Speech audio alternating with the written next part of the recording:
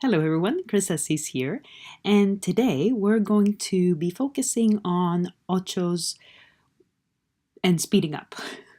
I was trying to find some witty to say about these two put together, but no, this is exactly what this is. So it was intentional that I excluded the ochos from the previous video, and that was not because there is something special as in terms of footwork. Let's put it that way, but they do require a little bit more time and a little bit more focus in making them feel comfortable before we start actually playing with the speed. But they are intimately connected to walks, of course, and the two inform each other. So don't think of them as something that you always separately practice. And of course, don't exclude that transmission of knowledge.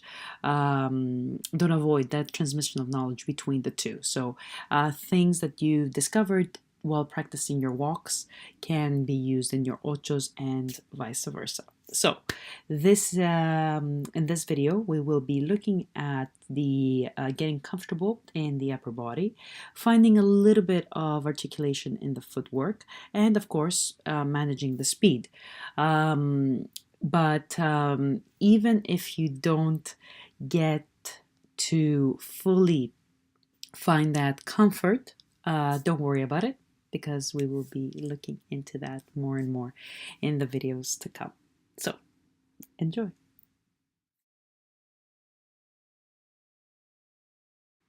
So, let's start with this.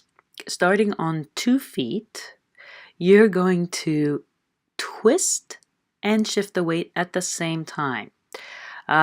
So go through this a couple times. Try to see how these two movements can happen together, and then get into your forward ochos and try to see the connection that hides behind the twist and the shift of weight, which is not exactly the twist and the shift of weight that are happening together, but the twist and a side bend in the spine. And the side bend brings our hips over to one side, and it helps us move the weight over to the outer foot. So I want you to see if you can find it here. Let's see. Side bend as you twist. If you pay close attention, you can see how my spine drops, how one of my shoulder drops towards one side and towards the other side, just so slightly. It's not a big thing, but it is there. It is because we want to twist, and our spine, to accommodate a twist, it always side bends a little bit. So if we zoom in for you guys to see, this is what I'm asking you to do. So from 2 feet, go to 1 foot balance as you twist. And I want you to notice how my spine also curves with my hips dropping and coming a little bit up and tilting a little bit. And this is what happens to the spine. So as I'm twisting towards the right, my right shoulder also drops also slightly, and my hips move accordingly to accommodate for that twist and side bend.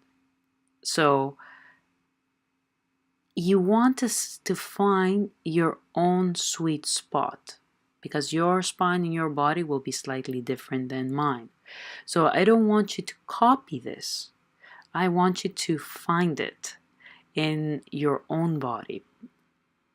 If we zoom in the lower body, this is how things are looking, but I want you to notice what happens in the hips. So see how they come in along with a free leg. And we have a couple of things happening here. When we are here pushing forward, the front leg will be the front leg will be slightly externally rotating, while the standing leg, see, it's slightly internally rotating. And of course, that creates a slight of an angle in the hips, which helps with the side bend. It helps the side bend happen. So you want to be, you don't want to be forcing these things to happen. You want to become aware of them because they happen. They happen as you walk every day down the street.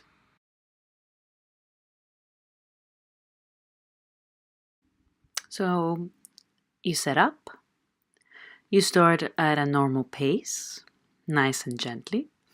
So don't rush through this. Pay attention and then slowly start speeding up. And notice how you can see it here, how that side bend changes as I'm trying to keep the size of my ochos the same. So this is doable, and it feels very, very free when you're actually doing it, and just going to you're actually doing it right.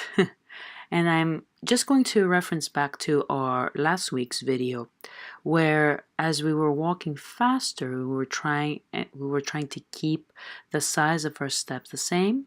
And for that to happen, we just had to drop our body a little bit more forward. So it's very similar in that way. You can't, so you have to change the angle your body is set up when you're doing faster paced ochos, but at the same size. So if we see it again, see here I'm a little bit more upright and the side bend is not that obvious. But as I'm starting to speed up, now the side bending is a lot more obvious and you can see it. And this is what drives the pivot at the end. It gives you a lot more power, not when you're not stiffening up that side, the obliques and those muscles on the side of the body, and you let them squeeze and stretch accordingly to give you that oscillation.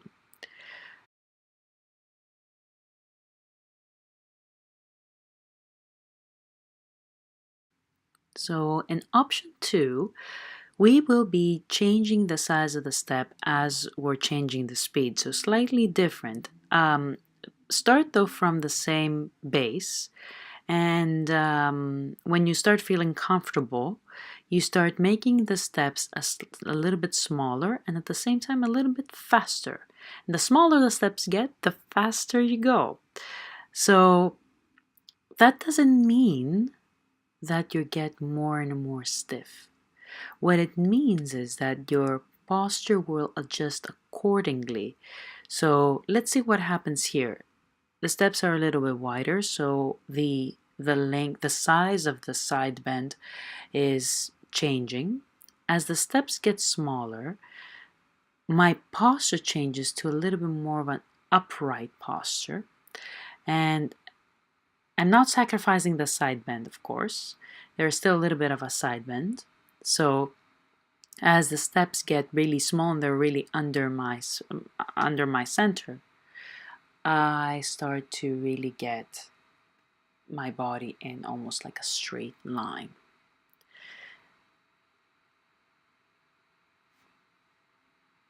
So if we see it one more time, we'll notice that slight change. So everything comes close to the center. The side bend is still there though. I want you to try to find it even when it's minimal. And this is going to be very interesting, not only as you're doing the ochos in this fast speed, but as you're exiting too. So it almost like as if you're landing after all this craziness that's happening there. So here I'm putting the two together just to let you know what's going on. Long steps, high speed, and notice the landing. See how the steps are like as if you let a breath go, right? So it feels a lot as if you're getting more grounded after a really high energy part. And I think you feel this even more after this phase of shorter steps and higher speed. I think because especially when we're getting things tight, it's quite difficult not to get tight and tensed ourselves. Um, and even if we don't, it seems that we're lifting constantly off the floor. So then going back to slow, it will feel as if you're reaching back down again. So try to explore that as well. See how the weight feels from your feet to the floor and from your feet upward.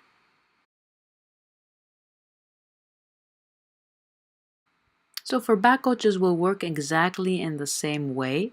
You can see here I'm working with that twist and side bend, and then I'm working with acknowledging how that changes when I extend the leg.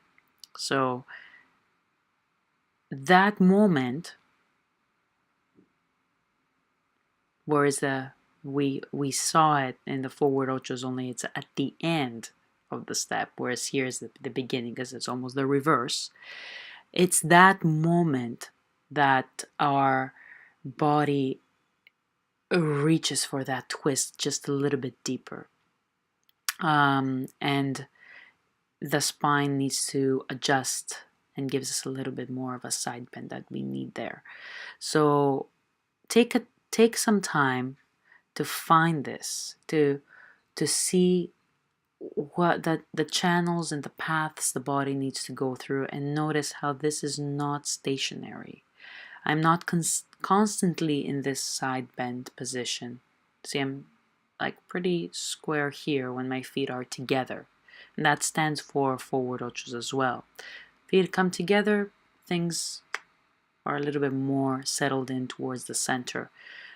Legs go apart and things change in the upper body. So notice these things. Use some warm-up time to notice these things, to notice the connection between the posture and the footwork, between the upper and the lower body.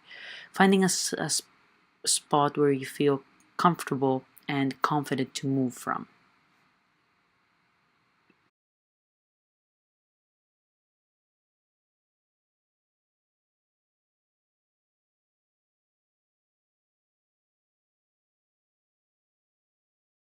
Now, if we zoom in the upper body, let's see that moment of extension, and you can immediately see that my left shoulder wants to drop as I have twisted towards the left. And this is an interesting part here, and I think you'll be able to see it better here. So as we extend, the one shoulder drops for that showing that side bend, and then here, right before we do the pivot,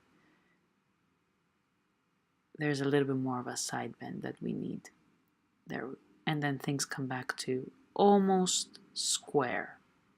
Let's see the squareness here. Almost square. A feeling of reaching our greatest twist and then unwinding. And of course, the amount of the twist depends on the angle of the pivot, where we're heading off next. So zooming in the lower body, similarly to what we noticed in the forward ochos, the hips are not square in any way. So one hip is reaching forward while the other one is reaching back. One goes up while the other one goes down. And the pelvis as a total is here is tilting forward. As I'm shifting the weight though, let's see, I think it's a good spot where, yeah, the tilt changes and it tilts back. So maybe you'll be able to see it here or in conjunction with the other view. See, the hips came a little bit more forward, tucked under just a bit. So these are things to have in mind, and to also notice how the rolling happens from the big toe to the middle of the foot, and also notice how one leg is internally rotating while the other one is externally rotating. All these things to free up the hips, free up the legs, and connect to the upper body.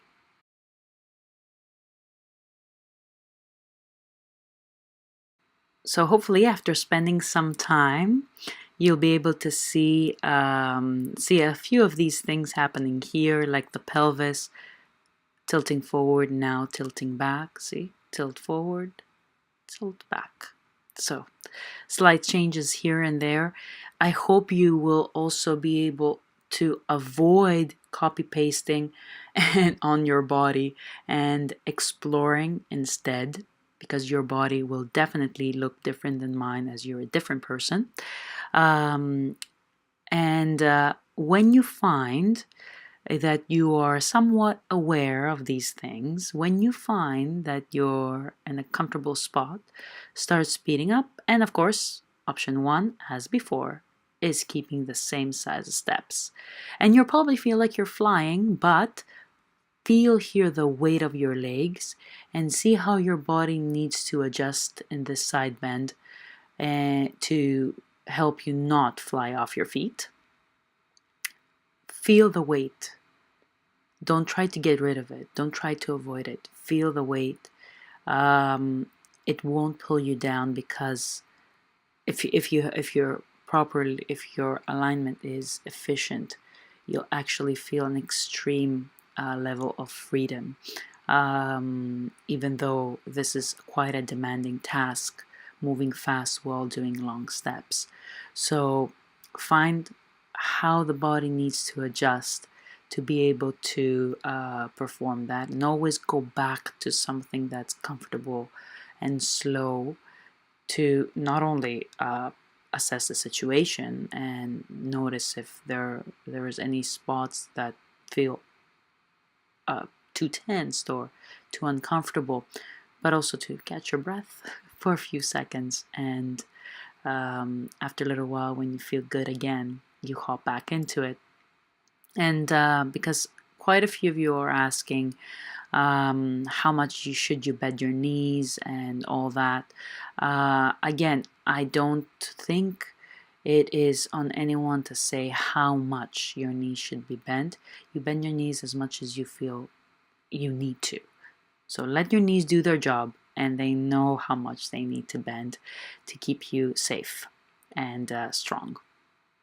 Now, if we change our option here, similarly to how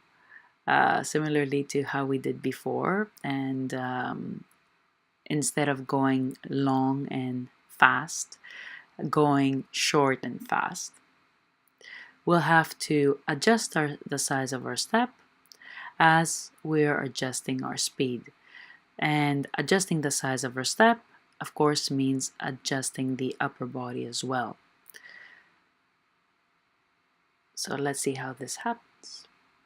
Things are coming a little bit more upright. You can instantly see, or I hope, you can instantly see the change, right? Try not to let that lift take your shoulders up to your ears. Keep your shoulders relaxed. And this is quite common. Oftentimes we tend to try to literally lift off the floor. Try not to let that happen. Keep your whole spine very fluid and able to move. And when we say our whole spine, this reaches all the way up to our neck. So don't lock with the arms, let the shoulders move. Find freedom inside the joints, and that freedom comes from proper alignment. So you might need to go back and forth a little bit with this, finding that sweet spot.